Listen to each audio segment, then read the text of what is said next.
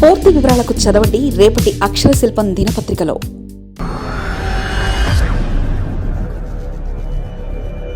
కూటమిలో ఏం జరుగుతుంది?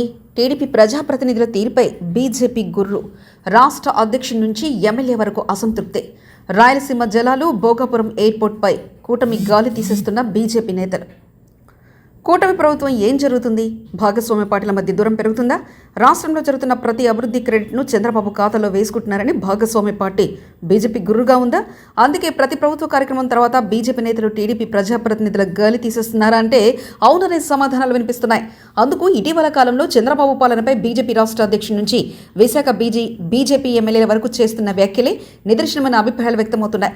2024 ఎన్నికల్లో కూటమి పార్టీలు అఖండ మెజార్టీతో ప్రభుత్వాన్ని ఏర్పాటు చేశాయి. ఎన్నికలకు ముందు సీట్ల సర్దుబాటు నుంచి మంత్రివర్గంలో చోటు వరకు చిన్నపాటి మనస్పర్ధలు వచ్చినప్పటికీ సర్దుకుని ముందుకు సాగుతున్నాయి. అయితే రాష్ట్రంలో జరుగుతున్న ప్రతి సంక్షేమం, అభివృద్ధి కార్యక్రమాల క్రెడిట్ను టీడీపీ తన ఖాతాలో వేసుకోవడానికి ప్రయత్నిస్తుందని బీజేపీ నేతలు మండిపడుతున్నారు. ప్రభుత్వంలో తమకు కనీస గౌరవం కూడా, విలువ కూడా లేదని ఒకవైపు జనసేన ప్రజాప్రతినిధులు అసమర్థిరాగానే వినిపిస్తుంటే బీజేపీ మాత్రం బహిరంగ విమర్శలకు దిగుతుంది. ఇదే ఇప్పుడు అధికార టీడీపీకి మింగుడు పడడం లేదు. బీజేపీ నేతలు చేస్తున్న విమర్శలను, ఆరోపణలు టీడీపీ ప్రజాప్రతినిధుల నుండి నేతల వరకు ఎవరు ఖండించే ధైర్యం చేయలేకపోతున్నారు. బీజేపీ నేతల వ్యాఖ్యలతో చంద్రబాబు ప్రభుత్వం ఇరకటంలో పడుతుంది. రాయలసీమ ఎత్తిపోతల పథకంపై తెలంగాణ ముఖ్యమంత్రి రేవంత్ రెడ్డి చేసిన వ్యాఖ్యలు రెండు తెలుగు రాష్ట్రాల్లో తీవ్ర దుమారం రేపుతున్నాయి. రాయలసీమ లిఫ్ట్ ఇరిగేషన్ ప్రాజెక్టు తన ఒత్తిడి వల్లే చంద్రబాబు ఆపేశారని రేవంత్ రెడ్డి చెప్పడం కలకలం రేపుతుంది. ఈ నేపథ్యంలో ప్రతిపక్ష వైసీపీ చంద్రబాబుపై విరుచుకుపడుతుంది. స్వప్రయోజనాల కోసం రాష్ట్ర భవిష్యత్తును కూటమి ప్రభుత్వం తాకట్టు పెట్టిందంటూ వైసీపీ నేతలు తీవ్ర విమర్శలు చేస్తున్నారు. ఇది ప్రభుత్వానికి మచ్చలా బానిపోయే ప్రమాదం ఉండడంతో బీజేపీ మరో స్టాండ్ తీసుకుంది. బీజేపీ రాష్ట్ర అధ్యక్షుడు పీవీఎన్ మాధవ్ చంద్రబాబు ప్రభుత్వంపై సంచలన వ్యాఖ్యలు చేశారు. ఏపీకి రావాల్సిన నీటి వాటాలో నష్టం జరుగుతుందని, అది మన హక్కు అని పేర్కొన్నారు. నీటి వాటాల కోసం ప్రభుత్వం రాజులేని పోరాటం చేయాలని హితవు పలికారు. అంతటితో ఆకుండా ఈ నీటి వాటాల విషయంలో తెలంగాణ ప్రభుత్వం సమర్థవంతంగా తన వాదన వినిపిస్తుందని ప్రశంసించారు. ఏపీ ప్రభుత్వం కూడా బలమైన వాదన వినిపించాలని చురకలంటించారు. అలాగే మరోవైపు రాష్ట్రంలో పాలనపై కూడా విమర్శలు చేశారు. ఓవైపు వాట్సాప్ గవర్నెన్స్ను ప్రజలకు అందుబాటులో తీసుకొచ్చామని సీఎం చంద్రబాబు చెప్తుంటే బీజేపీ అధ్యక్షుడు మాధవ్ మాత్రం దాన్ని తీసిపుచ్చారు. రాష్ట్రంలో 90% రెవెన్యూ సమస్యలు పరిష్కారం కావడం లేదని, వాట్సాప్ గవర్నర్ ప్రజలకు చేరలేదని తేల్చిపడేశారు.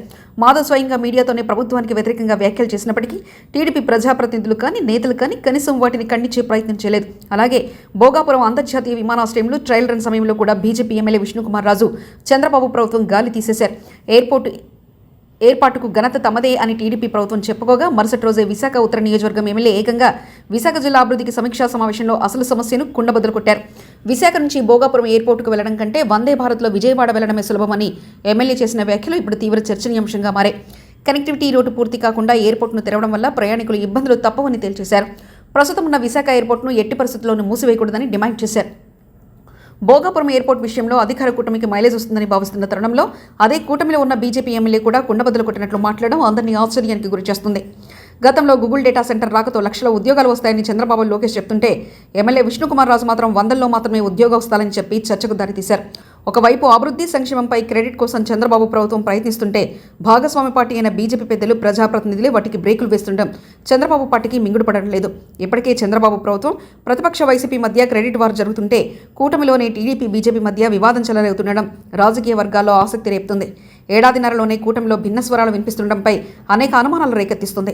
15 నెలల పాటు కూటమి పార్టీలు పొత్తు ఉంటుందని చెప్తున్నప్పటికీ పరిస్థితులు అందుకు భిన్నంగా ఉండడం గమనార్హం. మరిన్ని కథనాల కోసం సబ్స్క్రైబ్ చేసుకోండి మీ అక్షర శిల్పం.